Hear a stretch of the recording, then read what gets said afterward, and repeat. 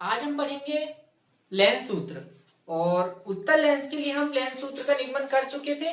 आज हम इस वीडियो में हम करेंगे अवतल लेंस के लिए लेंस सूत्र का निगमन। तो हमें पता है लेंस सूत्र क्या होता है, 1/f equal 1/v minus 1/u। इसका निगमन करेंगे हम अवतल लेंस के लिए। तो सबसे पहले डायग्राम बना लेते हैं। डायग्राम में हम बनाएंगे एक अवतल लेंस। तो ये हमने एक अवतल लेंस बना दिया। लेंस L है, इसका एक प्रकाशिक केंद्र नाम देंगे। प्रकाशिक केंद्र है O, और यहां से इसका एक मुख्य अक्ष हमने बना दिए। मुख्य अक्ष पर एक वस्तु लेते हैं AB। वस्तु का नाम है AB। अब AB वस्तु से दो प्रकाश किरणें चलेगी। एक प्रकाश किरण इसके प्रकाशिक केंद्र से सीधी चली जाएगी, बिना विचलित हुए सीधी चली जाएगी, और दूसरी प्रकाश किरण मुख्य अक्ष के समांतर आपतित हो रही है। तो ये हमें ऐसा प्रतीत होगा कि ये फोकस से होकर इस ओर चली जाएगी। तो ये हमें प्रतीत होगा कि ये फोकस से होकर जा रही है। तो यहां पर इसका क्या होगा, फोकस होगा। तब ये दोनों प्रकाश किरणें हमें यहां पर प्रतिच्छेद करती हुई मिलेगी। वस्तु AB का प्रतिबिंब हमें A', B' प्राप्त होगा। अब ये प्रतिबिंब सीधा है और आभासी है। सीधा और आभासी है और वस्तु की ओर ही बन रहा है। तो इस प्रकार से हमें वस्तु AB का आभासी सीधा प्रतिबिंब A', B' प्राप्त होगा। ये व्यंजक भी लगभग उत्तल लेंस के लिए लेंस सूत्र के जैसा ही है। तो इसे निगमित करेंगे। इसके पहले हम यहाँ पर चित्र का वर्णन कर देंगे। चित्र के वर्णन में हम लिखेंगे, माना L एक अवतल लेंस है जिसका प्रकाशिक केंद्र O है। इसके मुख्य अक्ष पर AB कोई वस्तु लंबवत रखी हुई है, जिससे चलने वाली प्रकाश किरण AO इसके प्रकाशिक केंद्र पर आपतित होती है, जो अपवर्तन के पश्चात सीधी चली जाती है, तथा दूसरी प्रकाश किरण AC मुख्य अक्ष के समांतर आपतित होती है, जो अपवर्तन के पश्चात फोकस से होकर जाती हुई प्रतीत होती है। तो ये प्रकाश किरण फोकस से होकर जाती हुई प्रतीत हो रही। ये दोनों प्रकाश किरणें A' पर मिलती है, तब हमें वस्तु AB का आभासी और सीधा प्रतिबिंब A', B' प्राप्त होता है। ये चित्र का वर्णन यहां पर हम लिख लेंगे। अब यहां पर भी हमें क्या करना है, इस प्रकार दो त्रिभुज लेने हैं जो आपस में समरूप हो। तो यहां पर हम लेते हैं, एक त्रिभुज लेते हैं ABO। त्रिभुज ABO, यहां से पूरा बड़ा वाला त्रिभुज, वह त्रिभुज A', B', इसी का एक छोटा वाला भाग। दोनों त्रिभुज में क्या होगा कि कोण, यहां पर जो कोण बन रहा है वो समकोण है, और ये दोनों कोण ये कोण दोनों त्रिभुजों में कॉमन है, उभयनिष्ठ कोण है। तो ये उभयनिष्ठ कोण होंगे। तो कोण AOB इक्वल होगा कोण A', B', और ये कैसा कोण है, उभयनिष्ठ कोण है। उभयनिष्ठ उभयनिष्ठ कोण होने के कारण ये बराबर होंगे। और यहां पर दो समकोण बन रहे हैं, ABO equal A', B', O, और ये दोनों 90 अंश के होने के कारण आपस में बराबर होंगे। दो कोण जब आपस में बराबर हो चुके हैं तो दोनों त्रिभुज समरूप होंगे। तो त्रिभुज ABO व त्रिभुज A', B', O समरूप होंगे।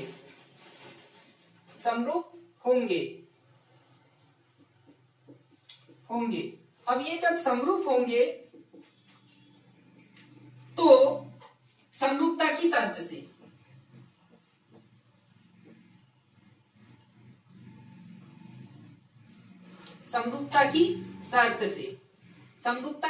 से क्या होगा, इनकी भुजाएं आनुपातिक होगी। तो पहले त्रिभुज की, पूरे बड़े वाले त्रिभुज की हम लंब वाली भुजा लेते हैं AB। इसके बटे दूसरे त्रिभुज की अर्थात छोटे वाले त्रिभुज की भुजा लेते हैं लंब वाली भुजा A', B' इक्वल पहले त्रिभुज की आधार वाली भुजा अर्थात OB। इसके बटे में लेंगे हम छोटे वाले त्रिभुज की आधार वाली भुजा अर्थात OB डैश। ये हो गया हमारा समीकरण 1। यहां पर अब हम दूसरा त्रिभुज लेंगे जो समरूप हो। तो यहां पर हमें दिखाई दे रहा है COF एक त्रिभुज, दूसरा त्रिभुज A dash B dash F, ये दोनों त्रिभुज भी आपस में समरूप होंगे। तो त्रिभुजों के नाम लिखते हैं। त्रिभुज COF, दूसरा त्रिभुज A dash B dash F, तो वह त्रिभुज A dash B dash F में दोनों में लेके चलेंगे। दोनों में कोण F जो है वो उभयनिष्ठ कोण है। तो दोनों में कोण F को हम उभयनिष्ठ बता देते हैं। CFO, कोण CFO इक्वल होगा कोण A dash F B dash, कोण A dash F B dash. और ये क्या क्यों बराबर है? क्योंकि ये उभयनिष्ठ कोण है, उभयनिष्ठ कोण है। उभयनिष्ठ कोण होने के कारण ये बराबर हो गए। और यहाँ पर 90 अंश का कोण बन रहा है और यहाँ पर भी 90 अंश का कोण बन रहा है। तो ये दोनों कोण 90 अंश के होंगे। कोण COF इक्वल कोण AB dash F, A dash B dash F और इक्वल 90 अंश। ये 90 अंश के होने के कारण बराबर हो गए। दो कोण यहाँ दोनों त्रिभुजों में दो संगत कोण बराबर होंगे तो दोनों त्रिभुज समरूप होंगे। त्रिभुज COF व त्रिभुज A dash B dash F समरूप होंगे। अब जब ये समरूप होंगे तो इनकी भुजाएं आनुपातिक होगी। भुजाएं आनुपातिक लिख देते हैं। भुजाएं पहले त्रिभुज की, बड़े वाले त्रिभुज की लंब वाली भुजा लेते हैं CO अपॉन छोटे वाले त्रिभुज की लंब वाली भुजा A dash B dash equal बड़े वाले त्रिभुज की आधार वाली भुजा अर्थात OF अपॉन छोटे वाले त्रिभुज की आधार वाली भुजा अर्थात B डैश F। तो ये हम ले चुके हैं। अब हमारे चूंकि ये प्रकाश किरण AC जो है वो मुख्य अक्ष के समांतर आपतित हो रही है, इसी कारण से AB भुजा और CO भुजा आपस में बराबर होगी। तो हम CO को AB के बराबर ले सकते हैं। तो यहां पर हम ले लेते हैं CO इक्वल AB। CO को हम AB के बराबर ले सकते हैं क्योंकि ये बराबर होंगे। तो यहां पर CO के स्थान पे हम AB रख देते हैं। पुट करो तो AB upon A dash B dash equal OF upon B dash F। ये हमने AB रख दिया। अब इसको इक्वेशन नाम दे देते हैं 2। इक्वेशन फर्स्ट और सेकंड दोनों को देखने पे पता चल रहा है कि इसके LHS आपस में बराबर है। लेफ्ट हैंड साइड बराबर है तो राइट हैंड साइड भी बराबर होंगे। तो राइट हैंड साइड बराबर ले लेते हैं। समीकरण में 1 और 2 से LHS बराबर है तो RHS भी बराबर होंगे अर्थात OB upon OB dash equal OF upon B dash F। ये बराबर ले लिया हमने। इसके पश्चात हम चिन्ह परिपाटी का पहला रूल लगाएंगे। पहला रूल क्या है कि प्रत्येक दूरियां इसके प्रकाशिक केंद्र से नापी जानी चाहिए। ये तीनों दूरियां तो प्रकाशिक केंद्र से नाप रहे हैं परंतु ये दूरी प्रकाशिक केंद्र से नहीं नापी गई है। तो यहां पर कहीं O आना चाहिए। तो बाकी को हम रहने देते हैं यथावत और इसे हम प्रकाशिक केंद्र से नापते हैं। तो B डैश F को हमें नापना है। B डैश F को नापना है तो यहां हमारे पास हो जाएगा OF minus OB dash, OF minus OB dash. ये हमारे पास आ गया है। इतनी दूरी नापनी थी B डैश F तो हमने इसको लिख दिया OF माइनस OB डैश, क्योंकि पूरी दूरी में से आधी दूरी घटाएंगे तो इतनी बचेगी। तो यही वाली हम सेम लिख सकते हैं। यहां लगा देते हैं चिन्ह परिपाटी। चिन्ह परिपाटी से हमारे को मिल जाएगा OB वस्तु है परंतु वस्तु पीछे की ओर है तो ऋणात्मक आएगी, माइनस U आ जाएगा। OB डैश लेते हैं तो OB डैश ये प्रतिबिंब है, ये भी वापस आ रहा है तो माइनस V हो जाएगा। और OF ये प्रति फोकस है और फोकस भी पीछे की ओर आ रहा है, तो माइनस एफ रहेगा। तीनों दूरियां माइनस ऋणात्मक रहेगी क्योंकि हम आपतित प्रकाश की विपरीत दिशा में आ रहे हैं। ये मान समीकरण 3 में रखने पर, समीकरण 3 में मान रखने पर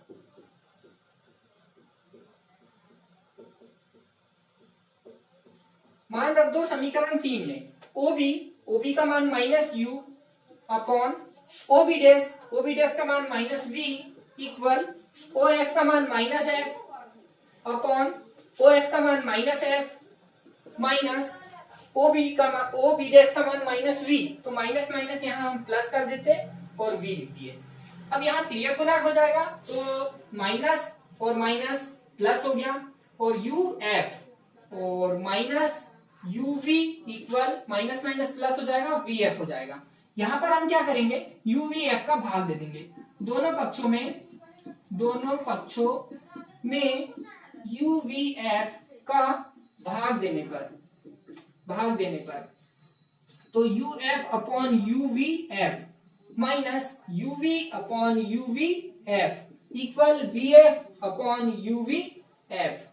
कैंसिल कर देते हैं, जो कैंसिल हो रहा है, यू एफ से u f cancel, u v से u v cancel, v f से v f cancel, 1 upon v minus 1 upon f equal 1 upon you.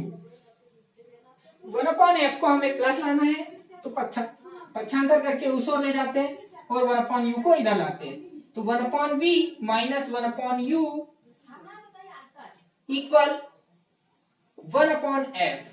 इसे इस प्रकार भी लिख सकते हैं, 1 upon f equal 1 upon v minus 1 upon you.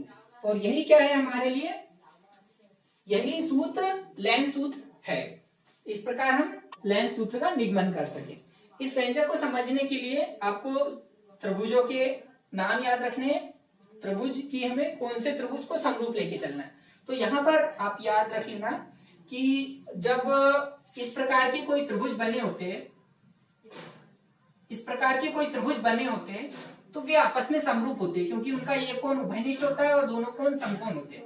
तो इस प्रकार की जहां पे भी आकृति दिखाई दे रही है वो समरूप होंगे। तो एक बार हम ए बी से लेके चलेंगे, तो यहाँ से ये बड़ा वाला त्रिभुज और ये छोटा वाला त्रिभुज, ये दोनों त्रिभुज समरूप होंगे। इस ओर से सी ओ से लेके चलेंगे, तो सी ओ से यहाँ पे पूरा बड़ा वाला त्रिभुज और ये छोटा वाला त्रिभुज, दोनों त्रिभुज समरूप लेना है आपको।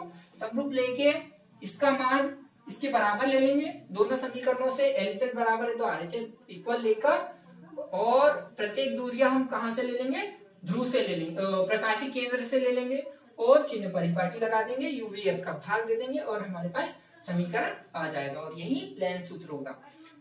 तो इसे ध्यान से करिए और ये बहुत इंपॉर्टेंट प्रश्न है।